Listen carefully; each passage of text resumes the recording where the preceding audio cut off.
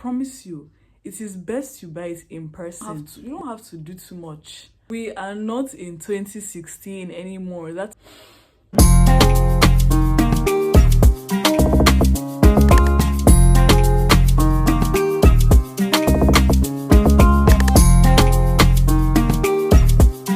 Hello, beautiful people.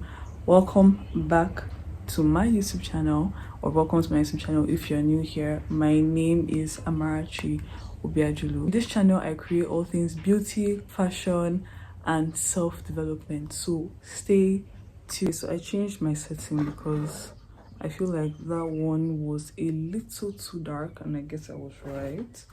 Now, back to what I was saying. Mistakes that beginners make while starting out their makeup or while beginning their journey in makeup. And these are a few mistakes that you should avoid as a beginner starting out their makeup journey. The first is, don't buy foundation and concealer online. I beg you, okay? If you are starting your makeup journey, like you have never purchased a foundation, a concealer, you're just starting out your makeup journey, you want to start buying products for your makeup or for yourself, do not buy foundation and concealer online. I promise you, it is best you buy it in person, where you can actually test out the shades of the foundation and ensure that those shades match your skin tone and they are the right ones for you. Okay, if you are buying foundation and concealer online for the first time, know the risk. It is very possible that what you see online will be very different from what you get in person, and you can be disappointed. You may think that this shade of foundation or concealer is yours till you actually buy it and realize that, oh, it's a bit too dark or a bit too light. So to avoid all of that, it's best that you buy it in person. Go to a physical store and buy the products. If possible, test it out before you use it. Okay, it is very important. Do not, and this is just my personal advice obviously, but I feel like as a beginner you should not buy concealer and foundation online, so that you would not buy the wrong shades and avoid waste of money in the process. Don't draw your brows too thick and too big. Okay, look, we are not in 2016 anymore. That 2016 style of makeup, we've passed it. Okay, it's 9 years after. Girls, you don't have to draw your brows so big and so thick. Your brows does not have to be thick. It doesn't have to be very dark. Girls, please, okay? This is not 2016 anymore. If you are light skinned like me, use light shades of brow pencil. There are different shades of brow pencil. If you don't know it now. There are different shades of brow pencil, and that's also something that you should test out. If you are dark skinned, get the ones that are dark and be right for your face, and if you are light skinned, get the ones that are not so dark, to avoid looking like a hawk. Yes, buy the right shades of pencil. Don't use black eye pencil to draw your brows, especially when you're light skinned. It will look so funny. Your brows doesn't have to be really big. It doesn't have to be really thick. These days, everybody's going for the more natural makeup look, which is actually good. I think that's very good, because makeup of before, it really did change people's faces. Like, it doesn't enhance their beauty. It just recreates them, and sometimes it could be quite scary. Okay, so your brows can be or should be drawn natural. Like, even if you want to add a little more to it, it shouldn't be too thick and it should not be too dark. I'll post pictures of what I mean so that you will understand what I mean by too thick and too dark. Okay, so please draw your brows right.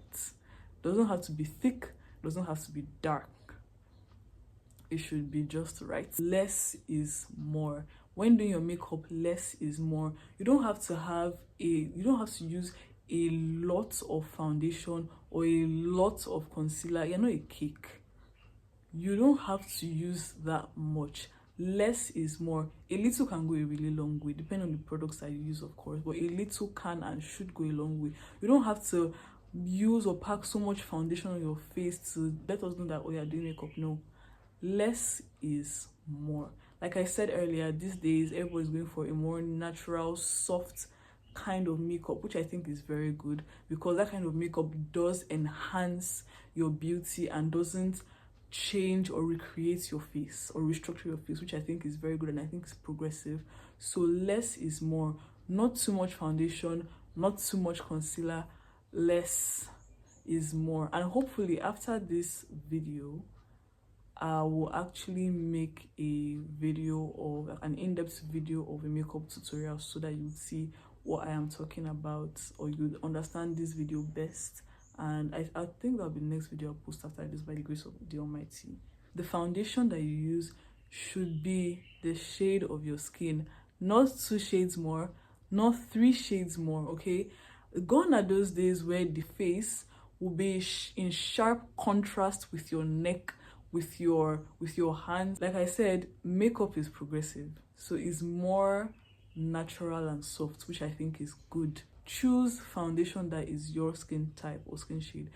That is why I said it is important as a beginner to not buy foundation and concealer online, so that you don't make the mistake of buying a foundation or concealer that is 2 shades lighter or 2 shades darker. Okay, I'm telling this from experience. I've actually bought a concealer before that I thought was dark, because I wanted to buy for a client I was doing makeup for. I thought it was dark, but it was actually not as dark as I expected it to be. So it's very disappointing, and I learned my lesson. I don't, even as someone that's been doing her makeup for a long time, whenever I want to buy foundation and concealer, I like to buy it in a physical store. For me, it's just better. Foundation should not be too light and doesn't have to be too dark. When you're also getting concealer or using concealers, if you're dark skinned, you do not have to use yellow concealer to highlight your eyes. Please, I will also post pictures of what I mean for clarity, okay? You do not have to use yellow concealer if you are dark skin. If you are light skin, you don't have to use white. And you don't have to do too much. That's just the essence. You don't have to do too much. Please, when you're getting concealer, you essentially need 3. One that is close to your skin tone, one that is lighter for your under eyes highlighting, but it shouldn't be too light, and another one that is dark for your contour. You are getting for your contour shouldn't be too dark. It shouldn't be so dark and you end up looking like you're burnt. I'll post pictures so that you understand what I mean. The concealer that you use should not be too dark. So someone like me, I would not use the concealer that someone that is like a deep dark would use for contour, okay? So even the contouring, even though it's darker than your skin tone, it shouldn't be too dark. It should not be too dark, my god. If you are doing a no foundation makeup look, blend well. Let me say it again. If you are doing a no foundation makeup look, blend well.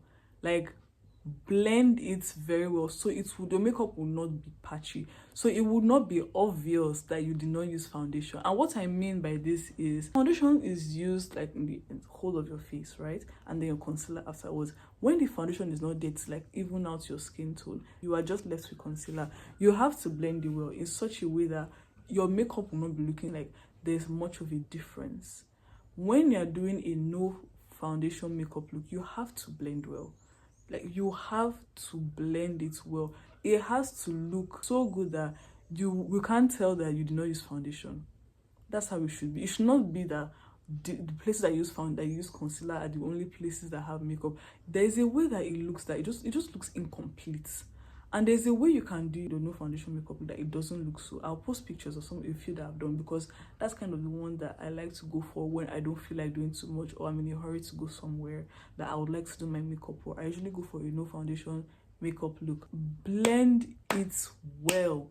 Blend it well so that your makeup does not look like it's missing something. Blend it well.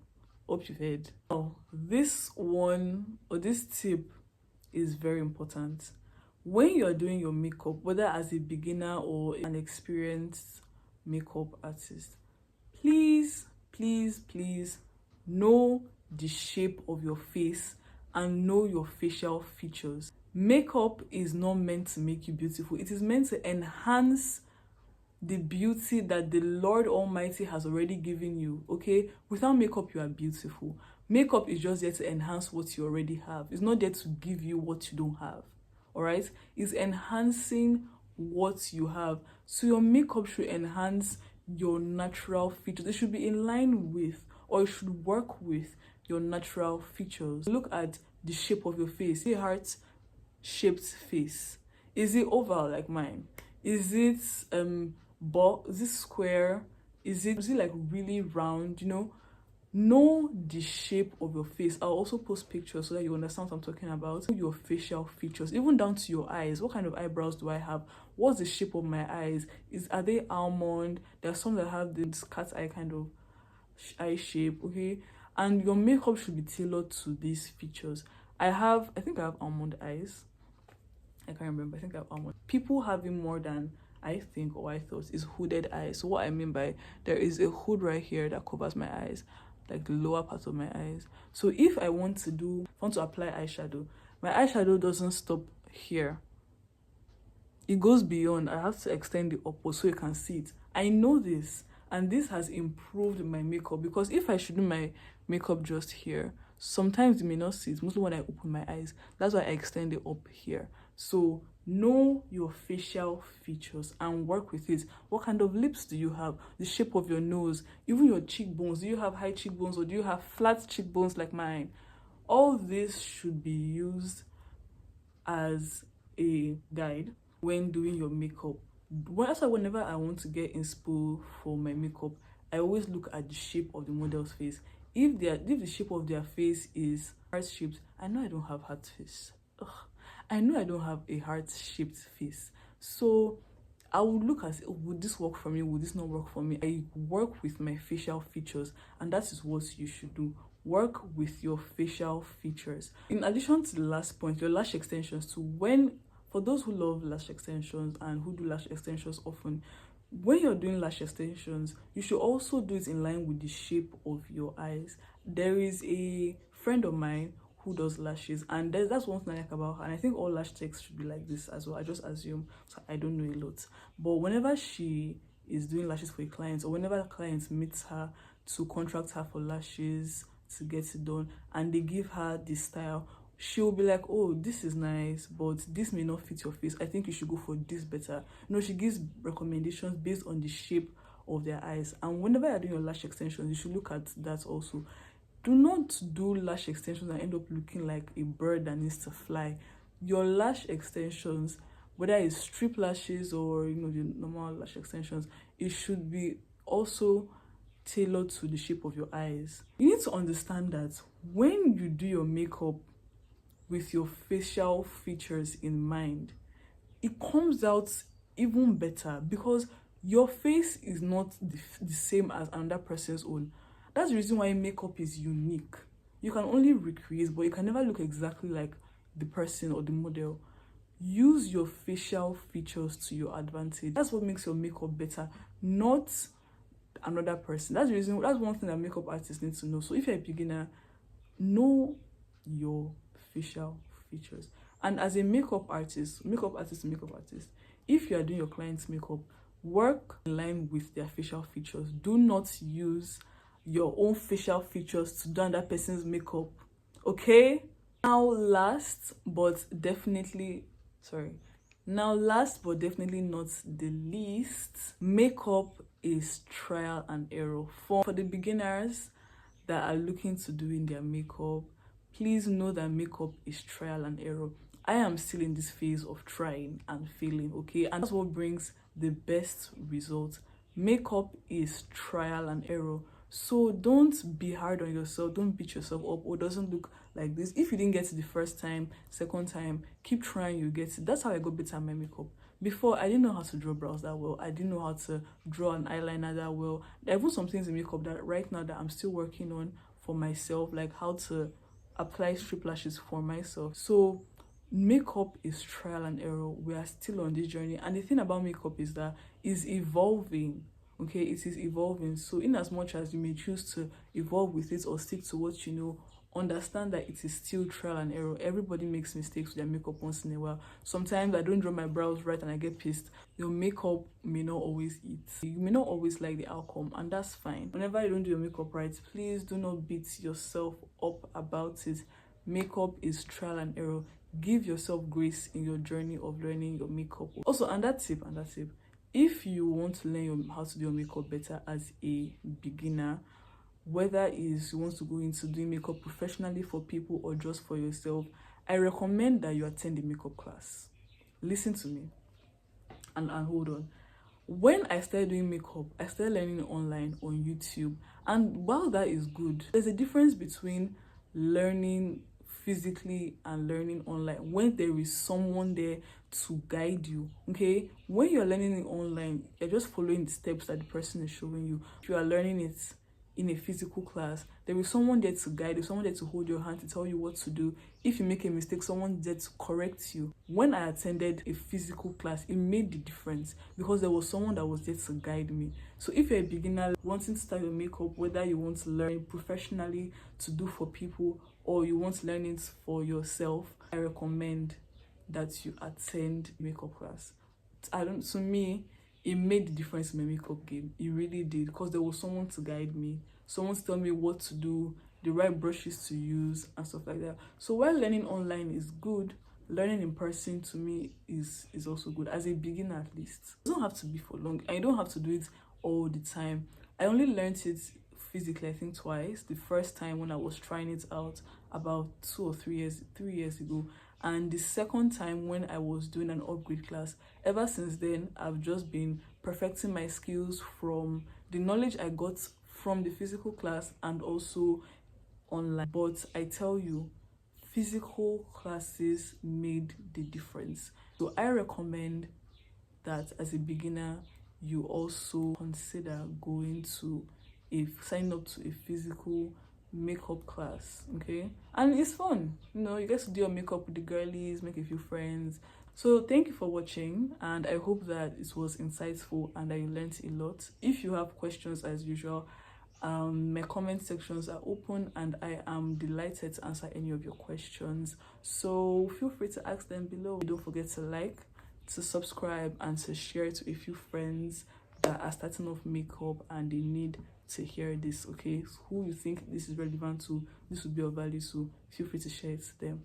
And let's just take a minute to adore the look today. It's giving old money, it's giving very much classy, chic. I love it. Straight out.